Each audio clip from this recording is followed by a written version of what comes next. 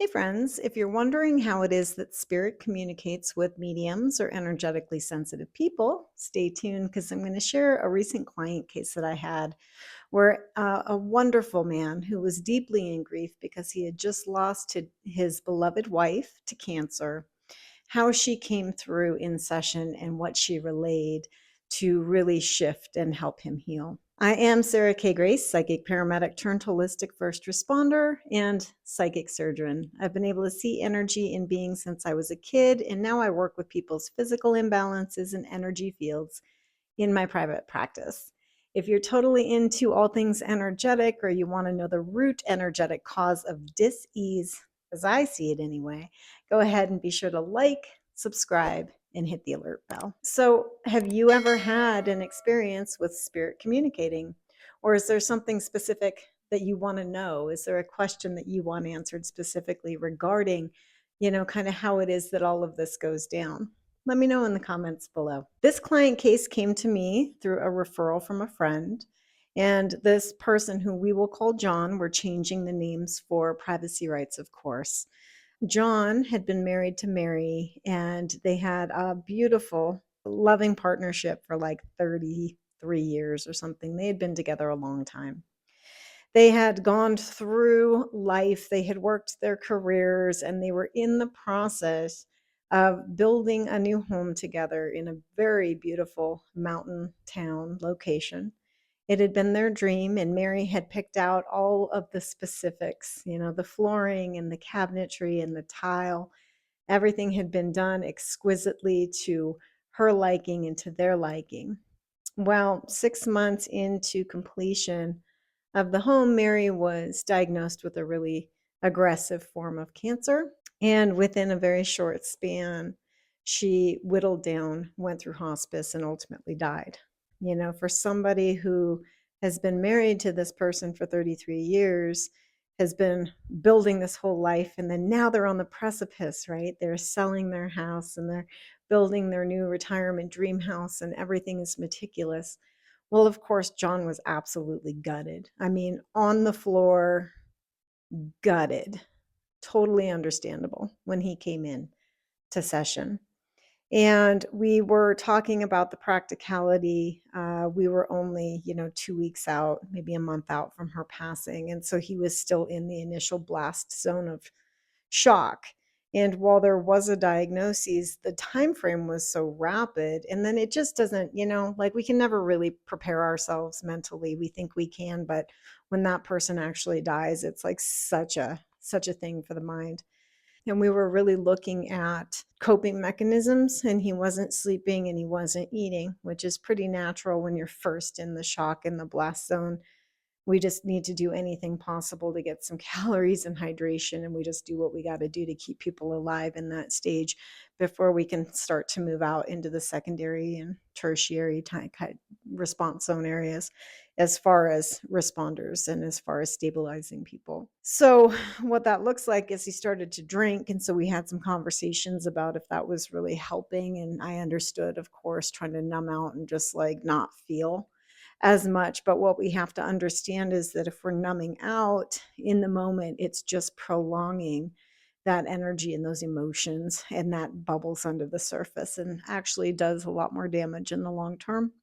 So in the energetic session, we just started with grounding his energy. His auric field had been ripped to shreds because of the blast zone and the shock of losing his beloved wife and the death of the dream. On top of it, he had just been packing their house that they just sold, and he only had 30 days to get out of it. So he was dealing with the logistics of that, which is a lot, right? So we had to stabilize his energy field. We had to ground his energy, and then we had to come in and calm the nervous system. So what that looks like as far as psychic surgery, it's like if somebody sticks their finger in a light socket and it blows out, just kind of electrocutes you out. That's how the auric field looks. So the first thing to do is to cool down the auric field, okay, because it's too hot.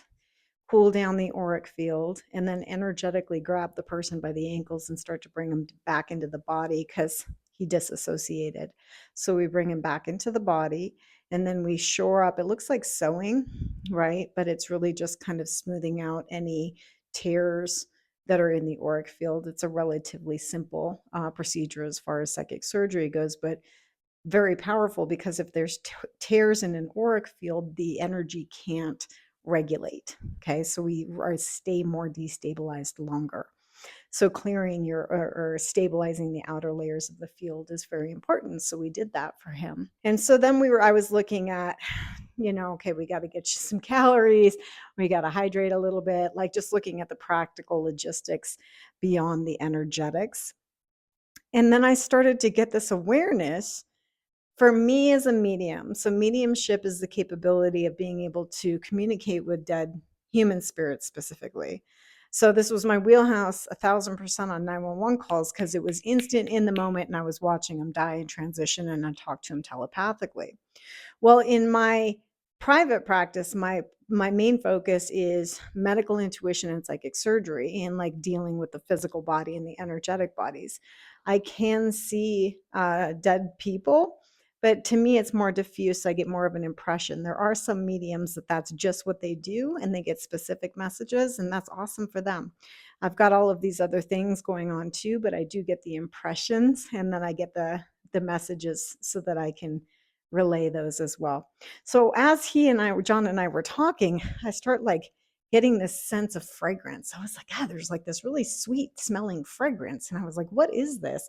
And so then I had this sensation of a female energy, and she was really loving and joyful at the time, but she was giving me the impression to ask him about the candles, ask him about the scents. And I don't know what the hell, of course, I'm just like, okay. So my experience is I'm looking at him, we're triaging his physical body, we're taking care of his energetics, we're getting him stabilized. He's broken down, he's, having his experience. And then I get Mary, whose spirit is coming in, and she's giving me this impression. And she starts saying, like, tell him about the fragrance and the candles. And so I just ask him, so hold on a second. I feel like she's here and she's asking me to say, what about the candles? Oh my gosh, he just shattered and just wailed. Apparently, there was a specific candle, and I guess he was burning one, but it was just off camera. So I didn't see it, but there was a specific fragrance and candle that Mary was constantly burning. And it drove him bananas, because it was like her thing to always have this fragrance going. And so when I said, hey, she wants me to ask you about the candles, he knew for certain that she was there. And that opened up this line of communication, which he just shattered, because he just wanted to know she was okay. And by him saying, or him hearing this message, and then we just had a little circular dialogue that yes, she is okay and she's concerned about him, and for him to start the process of healing. Just that single little message was so extremely powerful. So we had a nice dialogue. He got a lot of his questions answered. Mary had transitioned. She had gone through the life review, and she was in the place of acceptance, even though the whole thing was quick. And she wanted him to move into the house and be okay.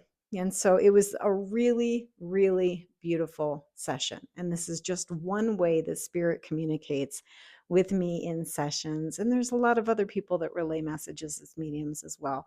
But I just wanted to share this example, because that confirmation that she was okay and he knew for sure that it was her talking to him was everything to him. And it really gave him the hope that he needed to move on. I hope this is fun and helpful for you to hear about. If you have any other, questions, or you want to know about different cases, again, let me know down below in the comments. If you need help healing in any way, reach out to me, sarahkgrace.com, or come join the Grace Place community. The information is down below. All right. Again, if you like this, if it's helpful, be sure to like, subscribe, share it with your friends. Always remember your own power. You got this.